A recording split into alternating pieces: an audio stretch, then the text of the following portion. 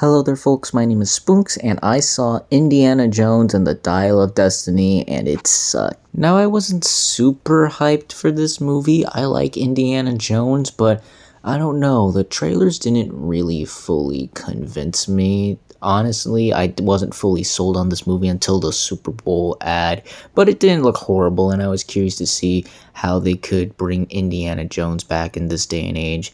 But unfortunately, this left me very disappointed. I don't think it's horrible or as bad as some of the worst movies I've seen this year. I don't think it's worse than Shazam or You People, but it was still very bad in my opinion. I didn't really care for this. To start things off with the positives, however, I thought the film started off great. Sure, there are some wonky de-aging on Harrison Ford, but otherwise, I thought it was a great homage to the opening sequences of past Indiana Jones films, and it was honestly really fun and exciting. And even a little after that, where we just see old Indiana Jones just complaining to his neighbors and just be a grouchy old man, I thought was very funny, and it set things up for the film very well. I also think the actors pretty much all did a great job. They didn't have much to work with, but as far as their performances go, I think they all did the best they could with the material they were provided. And I will say the ending of the movie, not the climax, but like the actual epilogue for and how it resolves Indiana Jones' story, I thought to me was pretty sweet and touching. It did warm my cold little heart a bit, honestly. But unfortunately, those are all the positive things I can say about this movie, as there are many issues that I had with this, unfortunately. First off, the story here wasn't the best, in my opinion. I thought it started off great. Again, the way it sets things up, I thought was perfect,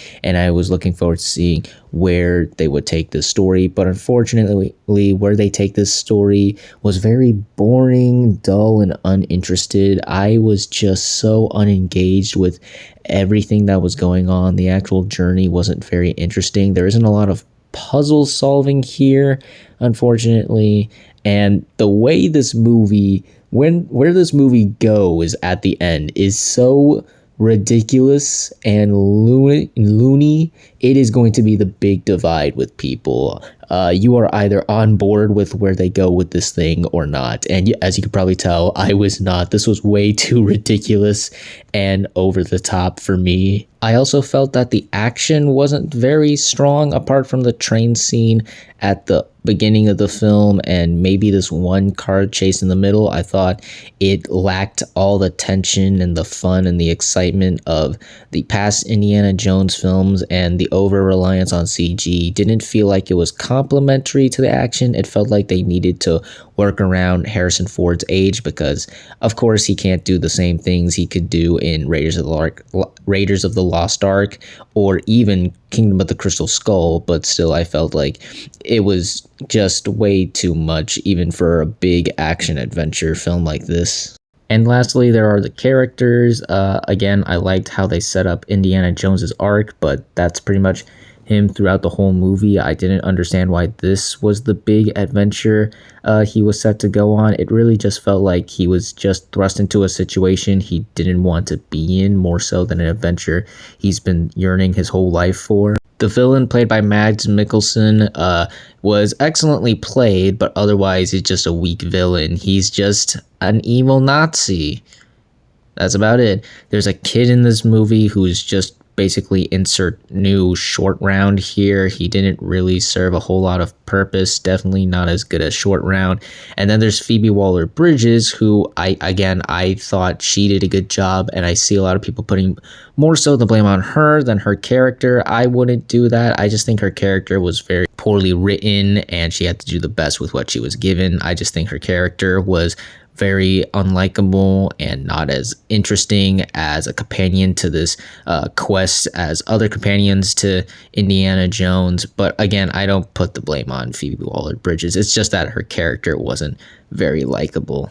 So yeah, Indiana Jones and the Dial of Destiny was a bit of a letdown for me.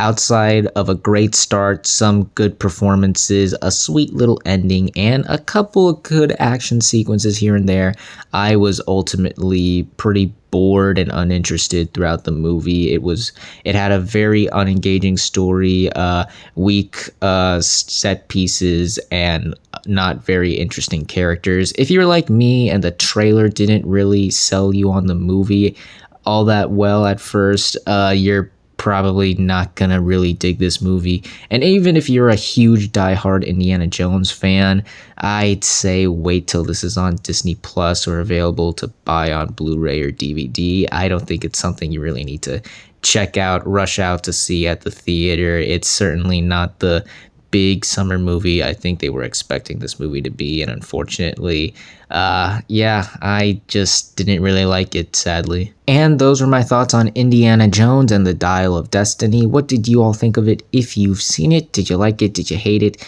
Comment down below and let me know. If you like this video, hit the like button. If you like this channel, hit the subscribe button. Follow me on all the social media links at the end of the video. And until next time, everyone, stay sharp.